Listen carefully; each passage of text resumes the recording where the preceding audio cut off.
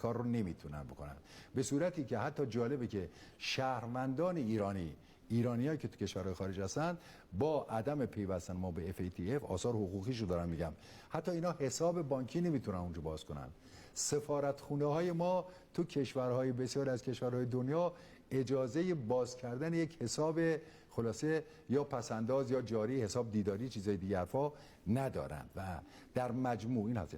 این که برگردیم به موقعیت فعلی، دولت‌های رئیسی هم خب تلاش کرد که یه مقدار کار کرد، اما به حساب بانکی و اینا هم که دارن اشاره میکنن به FATF ربطی نداره، به تحریم ها ربط داره.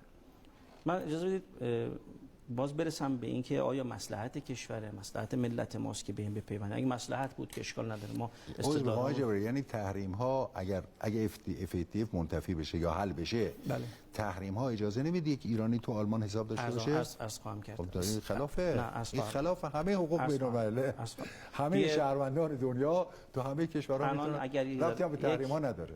هیچ ربطی به تحریم ها نداره. چند دقیقه به من مهلت بدید آقای مهندس بهانام. من میخوام بگم خلاف مسائل حقوقی بین‌الملل صحبت نشه اینجا. اینا بالاخره آدم باید پاسخ بده دیگه. الان عرض می‌کنم استدلال من بشنوید دیگه. شما بخواید تصمیم بگیرید، من که رأی ندارم. ببینید شاید به همین دلایل گفتن شما از مرکز مجمع برین.